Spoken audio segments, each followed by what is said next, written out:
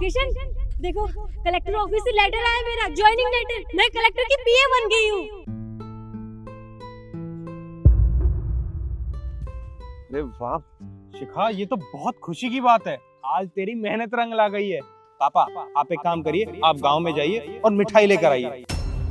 आज सारे गांव में मिठाई बंटवाएंगे। हाँ बेटा, मैं अभी जाता हूँ, गांव से मिठाई लेकर आता हूँ। हाँ जाइए, जल्दी जाइए। हाँ जाइए। नहीं, पता नहीं कौन सी गंदी सी दुकान से मिठाई ले आएंगे। मैं नहीं खाती वहाँ की मिठाई, रहने दीजिए आप। हाँ, ये कैसी बात कर रही है तू? आज तक हम उसी दुकान से मिठाई खाते आए हैं ना, और आज तू कह रही है कि पता नहीं पापा कैसी मिठाई ले आएंगे। हाँ तो मेरा स्टैंडर्ड मैच नहीं करता है ऐसी दुकान से मिठाई खाना, और वैसे भी वो मिठाई के मुझे इस घर का पानी तक नहीं पीना है।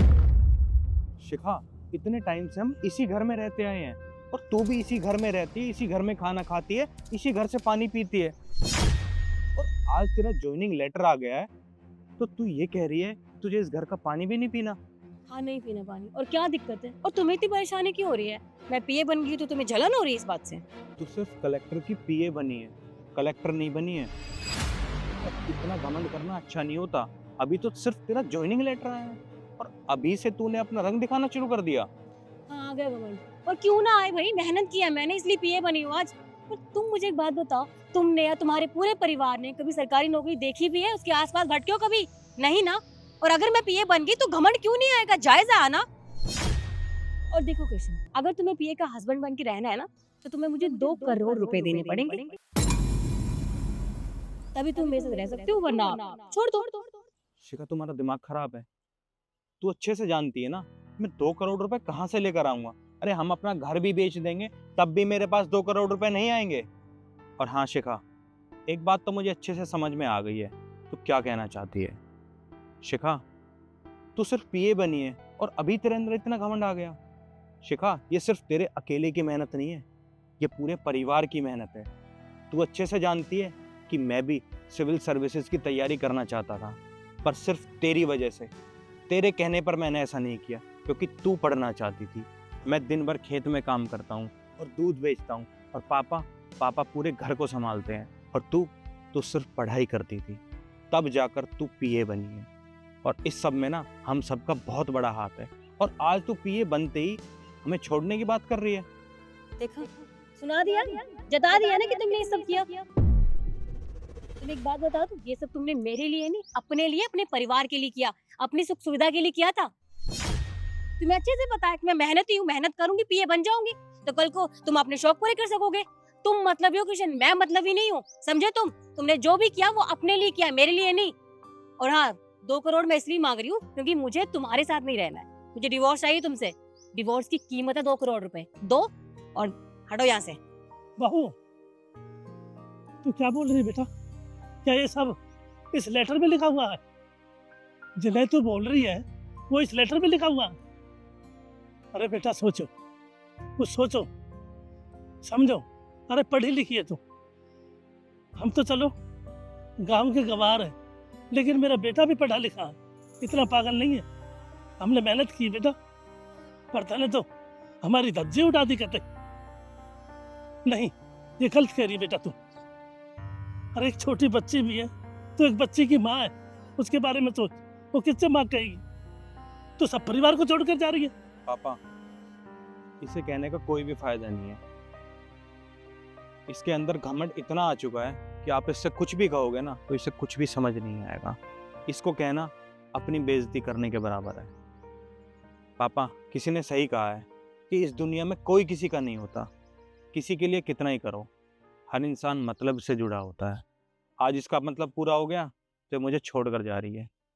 ये तक भूल गई है कि हम दोनों की शादी हुई है।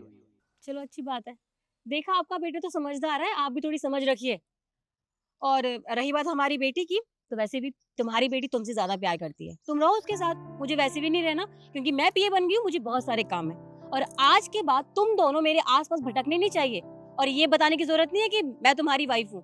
और मुझसे बात करने की या मुझसे मिलने की कोशिश मत करना आप लोग, समझे? जा रही हूँ मैं। कोई नहीं शिखा, अगर तुमने फैसला कर लिया है तो फिर मैं भी तुम्हें नहीं रोकूंगा, तुम जा सकती हो। जा रही हूँ मैं। बहू, ये अच्छा नहीं कर रही तू।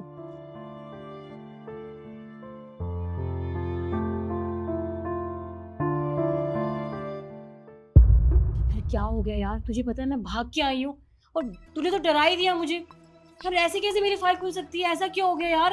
यार क्या बताऊं, ये कलेक्टर आया है ना, बहुत गर्म दिमाग का है। आते ही तुम्हारी फाइल मांगी है इसने। मेरे पीछे क्यों पड़ गया यार? और भी तो लोग हैं जो करप्शन करते हैं, इकलौती मैं दिखी हूँ क्या इसको जो मेरी फाइलें खोल के बैठ गया है ये? मैंने तुमसे बोला था ना इतने घपले मत करो। तुम्हारे घपले करते करते इतनी मोटी फाइल हो गई है, सबसे पहले तुम्हारी फाइल ही मांगी है इसने। यार विकास एक बात बता, आती लक्ष्मी को कौन रोक सकता है? और वैसे भी मुझसे भी बड़े लोग हैं जो करप्शन करते हैं, इकलौती मैं नहीं हूँ। वो करप्शन करते हैं, हमें भी मजबूरी में करना पड़ता है। और जो हमसे नीचे बैठे हैं उनको भी तो पैसे देने पड़ते हैं यार। ये चेन बंदी पड़ी है, सरकारें ऐसे ही चलती हैं, ऐसे ही लेन देन चलता रहता है, ऐसे ही रिश्वत दी जाती है, ली जाती है। और वैसे भी तुझे क्या लगता है ये जो नया कलेक्टर है ये रिश्वत नहीं लेता होगा? मैंने सुना है इसको ना कोई रिश्वत दे रहा था, इसने जो उसका हाल कराया ना, तलाकों के पीछे पहुंचा दिया। अब मुझे तो डर लग रहा है कि तुम्हारा हाल भी यही ना हो। इस नौकरी को पाने के लिए मैंने बहुत पापड़ बेले हैं। मैं इतनी आसानी से ये नौकरी अपने हाथ से नहीं जाने दूंगी, चाहे मुझे कुछ भी करना पड़े। मैं लड़की हूँ यार, मैं इमोशनल ड्रामा कर सकती हूँ, मैं रो दूंगी, ड्रामा कर दूंगी। ये ऐसा मत कीजिए, इसको बेवकूफ बना दूंगी, लेकिन ये नौकरी अपने हाथ से नहीं जाने दूंगी मैं। तो तू बैठ, मैं बात करके आती हूँ जरा इससे। ठीक। अभी तो देखूं क्या तो पे।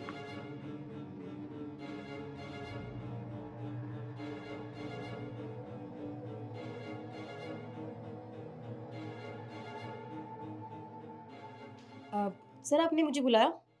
हाँ, मैंने तुम्हें बुलाया। सर देखिए, अब आई नो सर मुझसे कुछ गलतियां हुई, आपने मेरी फाइल चेक की होगी। वो सर क्या है ना, एक्चुअली जो पहले के कलेक्टर्स थे उनके साथ मैंने काम किया है, तो उनके साथ उठना बैठना था, तो वो भी सर ऐसे ही थे। उनकी वजह से हमें आदत हो गई है सर ये सब करने की। क्योंकि सर हमने जब भी आवाज उठाई है ना, तो उन्होंने हमें यही कहा कि अगर तुम ये सब करोगे तो तुम नौकरी से हाथ धो बैठोगे। एंड यू नो ना सर, ये सब पाने के लिए, ये नौकरी पाने के लिए हम बहुत मेहनत करते हैं सर, इस वजह से हमें नौकरी मिलती है, तो ये सब करना पड़ता है। पर सर आप टेंशन मत लीजिए, आज के बाद मैं ऐसा कोई काम नहीं करूंगी जिससे आपको कोई दिक्कत होगी। मैं हमेशा ईमानदारी से काम करूंगी सर, मैं वादा करती हूँ। बस सर आप कोई एक्शन मत लीजिएगा सर, मैंने बहुत मेहनत की है यहाँ तक पहुँचने के लिए। सही कहा तुमने। इस नौकरी को पाने के लिए तुमने मेहनत तो बहुत करी है, और मेहनत के साथ साथ धोखा भी बहुत दिया। और हाँ, क्या कहा तुमने कि पिछले कलेक्टर करप्ट थे, वो तुम्हें ये सब करने के लिए कहते थे? कोई नहीं कहता ये सब चीज़ करने के लिए, ये तुमने खुद किया है। और जो भी तुमने ये किया है ना, इसकी सज़ा तो तुम्हें मिलकर रहेगी। मैं तुम्हारी एक एक फाइल निकालूंगा, और जितना भी तुमने करप्शन किया है, मैं पूरी कोशिश करूंगा कि तुम्हें सज़ा भी मिले और तुम्हें अपनी नौकरी से भी हाथ धोना पड़े। कृष्ण, तुम कलेक्टर बन गए? हाँ, मैं कलेक्टर बन गया। तुम्हें क्या लगता था कि तुम्हारे छोड़ने के बाद मैं कुछ नहीं कर पाऊंगा, ऐसे ही रह जाऊंगा अपनी लाइफ में? शायद तुम भूल गई थी कि मुझे भी पढ़ने का शौक़ था, पर तुम मेरी बीवी थी, और मैंने अपनी पढ़ाई छोड़कर तुम्हें पढ़ाया ताकि तुम कुछ बन जाओ, क्योंकि तुम्हारी ज़िद थी। और तुम्हारे लिए मैंने हर वो चीज़ करी जो मुझे खुद अपने लिए करनी चाहिए थी। और तुमने कलेक्टर के पीए बनने के बाद क्या किया? मुझे छोड़ दिया, मुझे धोखा दे दिया। किसी ने सही कहा है कि इंसान की ज़िंदगी में एक बार बुरा समय आना बहुत ज़रूरी होता है, उसे अच्छे और बुरे की परख हो जाती है। शायद तुम मुझे छोड़कर नहीं जाती तो आज मैं यहाँ नहीं बैठा होता। तुमने मुझे धोखा दिया, और देखो उस धोखे का नतीजा, आज मैं यहाँ बैठा हूँ, वो भी कलेक्टर बन के। देखो कृष्ण, तुम पर्सनल चीजों को काम के बीच में लेकर आ रहे हो। शिखा, मैं पर्सनल चीज़ों को काम के बीच में लेकर नहीं आ रहा हूँ। पर्सनल तो मैंने अभी कुछ किया ही नहीं है, ये तो मेरा काम है और मैं अपना काम कर रहा हूँ। जो कुछ तुमने गलत किया है, जितना भी तुमने करप्शन किया है, जितना भी तुमने पैसा खाया है, मैं उन सब का हिसाब मांग रहा हूँ। और हाँ, मुझे पता है कि गलती तुम्हारी है, तुमने ही करप्शन किया है, पैसा जितना भी खाया है वो सब तुमने खाया है। और हाँ, मैं पूरी कोशिश करूँगा कि तुम्हारे ऊपर इंक्वायरी हो और तुम्हारी नौकरी चली जाए। देखो कृष्ण, मैंने बहुत मेहनत की है यहाँ तक पहुँचने के लिए, ये बात तुम भी अच्छे से जानते हो। हाँ ठीक है, मुझसे गलतियाँ हुई हैं, मैं मानती हूँ उस चीज़ को, लेकिन तुम मुझे मौका तो दो, मैं अपना काम भी सुधारूंगी और अपने रिश्तों को भी। तुम प्लीज़ मुझे एक मौका दे दो बस। मैंने कब मना किया शिखा कि तुमने इस नौकरी को पाने के लिए मेहनत नहीं करी? तुमने बहुत मेहनत करी है, पर अब जो तुम ये कर रही हो वो गलत कर रही हो। और मेरा काम है कि गलत को सही करना, गलत को गलत होने से रोकना। और हाँ, तुम्हें क्या लगता है कि आज मैं कलेक्टर बन गया हूँ तो तुम मेरे पास आई और मुझसे माफ़ी मांगोगी और तुम मुझसे ये उम्मीद करोगी कि मैं हर चीज़ को भूल जाऊँ और हम फिर से नई शुरुआत करें? नहीं शिखा, ये कोई मूवी शूट नहीं हो रही है कि सुबह का भूला शाम को वापस घर आएगा और मैं उसे माफ़ कर दूंगा। शिखा, एक बार जिस इंसान ने धोखा दे दिया ना, उसके ऊपर दोबारा भरोसा नहीं करना चाहिए और मैं तुम्हारे ऊपर भरोसा नहीं करूंगा। और हाँ, अब तुम यहाँ से जा सकती हो और तैयार रहना, तुम्हारे ऊपर इंक्वायरी होगी और तुम्हें एक एक चीज का जवाब देना पड़ेगा। अब जाओ यहाँ से, जाओ। अगर आप लोग जिंदगी में कुछ बनना चाहते हैं या कोई मुकाम हासिल करना चाहते हैं और उस सफर में कोई इंसान दिल से आपके साथ है, तो मंजिल मिलने के बाद उस इंसान को छोड़ा नहीं जाता, उसे अपने साथ लेकर चला जाता है। बाकी आप लोगों की क्या राय है, हमें कमेंट करके ज़रूर बताना। धन्यवाद।